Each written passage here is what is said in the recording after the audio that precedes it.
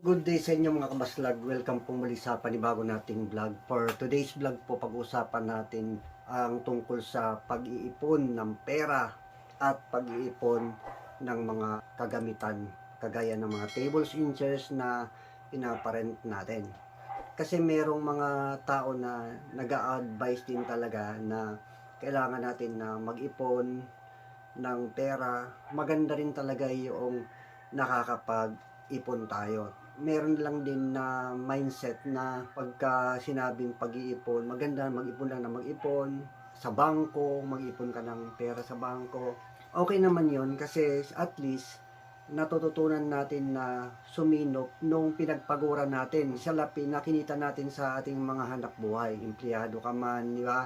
Ahente ka man. Pero sa isang banda, pagka ang mindset lang din talaga natin ay puro pag-iipon, paglalagay ng pera sa bangko, paglalagay ng pera sa alkansya, minsan hindi natin namamalayan na nalulugi ka na rin pala doon sa ginagawa mong pag-iipon.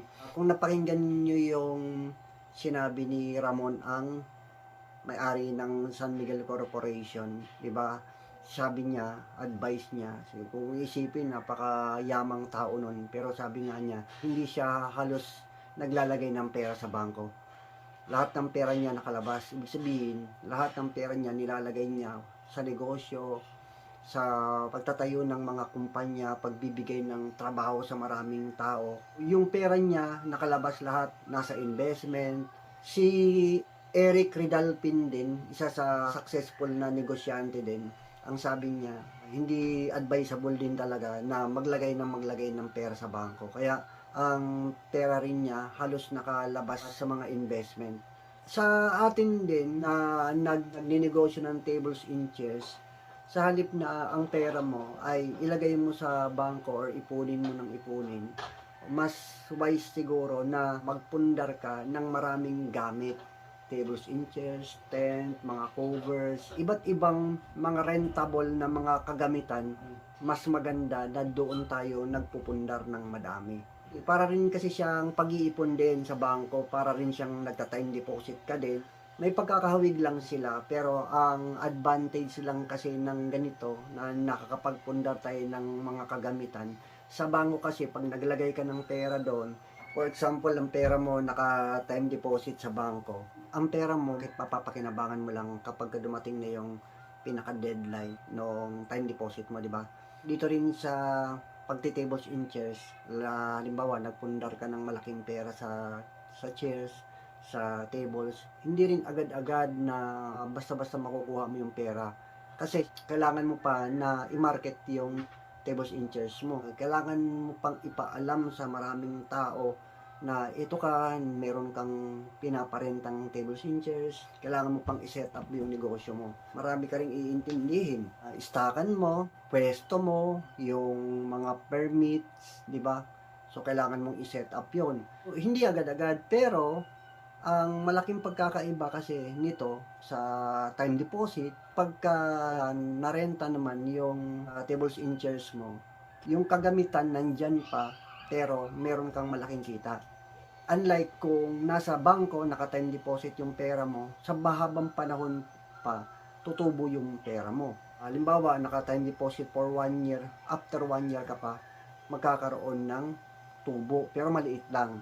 Unlike kung nasa rental business ka, halimbawa, worth 3 million ng mga kagamitan mo, ay napa-arkila mo sa isang pagkakataon na kumita ng 30,000, hindi mo kikitain yun sa time deposit. Ang tagal ng time deposit, ang tagal bago mo makuha, pero maliit lang yung kikitain mo. Unlike kung nandito sa rental business yung pera mo, hindi naman siguro yun aabot ng kalahating taon bago naman walang magrenta sa'yo. Imposible naman sa loob ng 3 buwan, 2 buwan, wala man lang magrenta sa'yo ng tables and chairs mo, di ba? Hindi natin hawak, hindi natin control yung pasok ng mga customer. Kung yan ba ay maramihan ba yan or konti lang ba yung i-rent niyan. Diba? Hindi natin control yon. Pero kung meron kang pera na inilagay mo sa ganitong negosyo, kumbaga parang bumili ka ng maraming gamit, at least once na merong naghanap, eto, kaya mong i-offer yung negosyo mo. Meron kang kapasidad para supplyan yung customer mo ng maramihan na tables and chairs o iba pang mga kagamitan na pinaparent natin. Sa bangko, sa time deposit, after a year o kung gaano man katagal yung pinirmahan mong kontrata bago mo papakinabangan yung pera mo, sa ganitong rental business, tables and chairs, tents, maaaring hindi mo agad mapapakinabangan kasi hanggat wala namang nagre-rent sa'yo, hindi ka pa kikita, hindi mo pa mapapakinabangan. Yung pinundar mo na yon. Ang kagandahan naman nito, once na may nag-rent, maramihan, palibhasa nakastock ka ng madami, pinarent mo, malaki-laki yung kita. Then, kung magagawa mo na sinupin yung pera mo at yung ibang kinita nun, dagdag ka ulit, parami ng parami. The more na dumadami yung unit mo, ay malaki yung potential na po pwede mong kitain. Bigyan ko kayo ng idea, nung mga nakaraan, 30,000 na upuan ang nire-rent ng isang customer, pero palibhasa, hindi naman ganun kadami yung upuan na meron ako. Kaya, yun lang din yung naiparent ko sa customer na yun.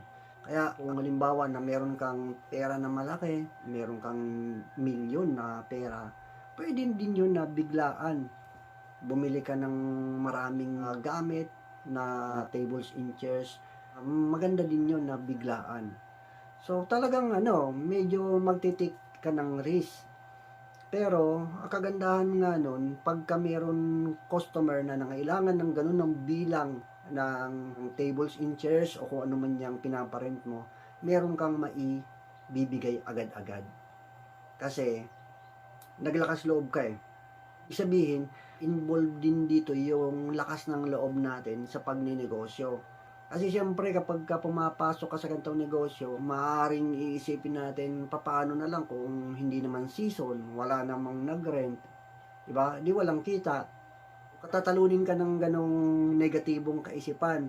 So, pero pagka pumasok yung positibong pananaw na baka pag nalaman ng tao, meron akong ganito kadami ng gamit, may magtanong ko, meron ka bang gantong karami ng shares, meron ka bang 3,000, meron ka bang 5,000 shares, at kaya mo palang isupply yun, gaano kalaking kita ng ganong bilang ng shares. Shares pa lang yun. Minsan may mga naghahanap niyan 400, 300. Advice ko, kung kaya mo din lang din naman na bumitaw ng malaking puhunan, ng malaking halaga sa ganitong klase ng negosyo, rental business, bitaw mo, huwag ka matakot.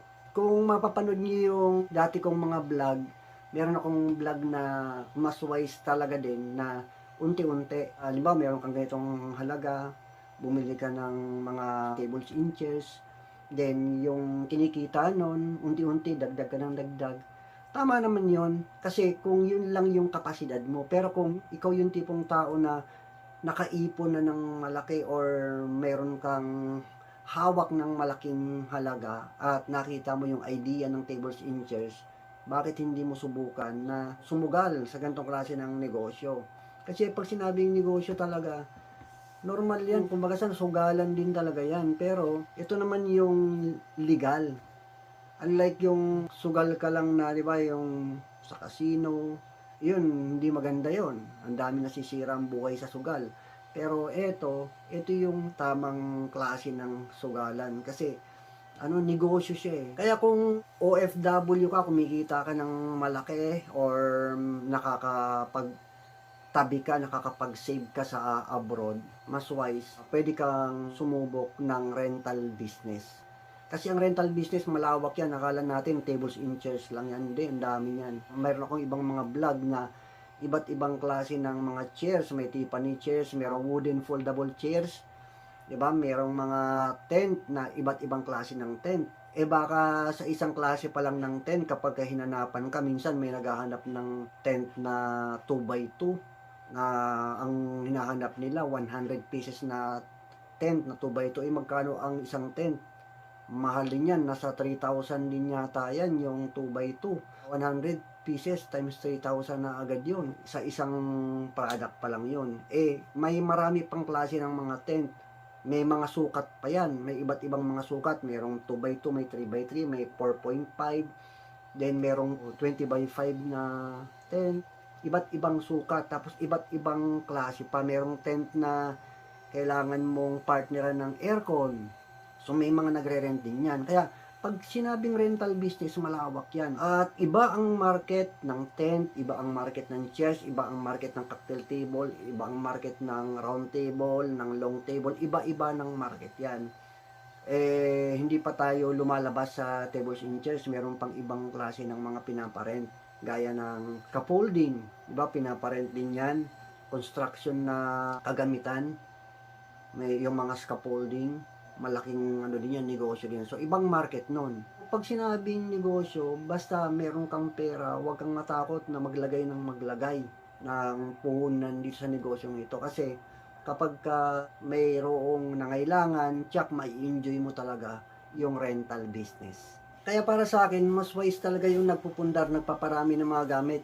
Gaya ngayong araw ng linggo, merong magre-rent sa akin ng square table na 22 pieces. 5 days rent yon. At kailangan ko na partneran siya ng cover. Imagine mo yung 22 pieces na cover nung square table kasi wala pa akong cover nun eh. So kailangan kong pundaran siya. So 22 pieces times 350. Kung hindi nakakamali, sa 7,000 mahigit yata yung babayaran ko. Pero hindi ko iniisip na gastos yon kasi ang kikitain naman doon nasa 20,000 plus. Kumbaga parang bumawas na ako doon sa kinita ko na at least yung pundar ko ng cover nandyan na siya. Kapag may nag-rent ulit na, naghanap ulit ng ganon, meron akong maipa-partner o matiterno doon sa square table na cover ng square table na yon. Kasi nakapundar na ako ng square table sa pamamagitan nitong irerent sa akin itong araw ng linggo. Dahil doon, nakapagpundar ako ng panibagong gamit. Hindi ko alam kung kailan ulit marerent yung square table at kung kailan ulit magagamit yung cover. Ang importante doon, meron na ako dyan. Hindi na yung sa susunod, pag may nag-rent sa akin, maglalabas na naman ako ng pera para magpundar na naman ng cover. Kasi nandyan na eh. So, depende na lang yun kung mas marami yung susunod na kailangan ng customer natin at mas maraming square table ang kailangan, hindi lang 22, pagpalagay natin na 40. So, kailangan ko na nung mag-add ng additional na cover at saka additional na square table kung kulang yung square table na stock ko doon. So, ganun lang naman yun. Ang importante doon, dagdag na lang talaga ng dagdag. Yung nakaraan, nagparami ako ng adult na table stand, pang round table, pang long table na table stand. Nagparami ako noon. So, nakabuo ko ng 27 pieces na table stand. Meron pa akong ilan pa dyan na bubuuhin. Then, magpaparami din ako ng table stand na pangbata. May vlog din ako dyan kung paano gawin yung table stand na pambata. Kasi yung paggawa nung sa ibabaw yung pinaka plywood na ipinapatong sa table stand, madali lang naman yung gawin. Ang mahirap kasi yung gawin yung table stand kasi kailangan mag-welding. Na kapag hindi ka marunong mag-welding, ay medyo mahirap din nga naman yon gawin pagka hindi ka marunong, hindi ka bihasa doon. Pero ako, hindi naman ako marunong din talaga niyan kung paano paggamit ng welding. Pero pinag-aralan lang din at kahit paano, hindi man ganun kaganda yung pag-welding natin. Pero matibay na rin yung gawa ko. Kaya lahat ng bagay natututunan, lahat ng bagay na papag-aralan. Kailangan lang din talaga natin na sa bawat ginagawa natin, lakas lang ng loob. Kaya ko yan. Kung sa tingin mo kaya mo, edi go. Kung hindi mo kaya, edi pag-aralan mo. Diba? Ganun lang naman yun. At yun guys, hanggang dito lang muna ang ating vlog at sana nagustuhan ninyo ang ating content at huwag nyo naman kalimutan na mag-like, share, and comment at sa mga hindi pa nakapag-subscribe, subscribe na rin kayo sa ating channel at click na rin yung notification bell para ma-update kayo sa iba nating mga gagawing mga vlog. Salamat po.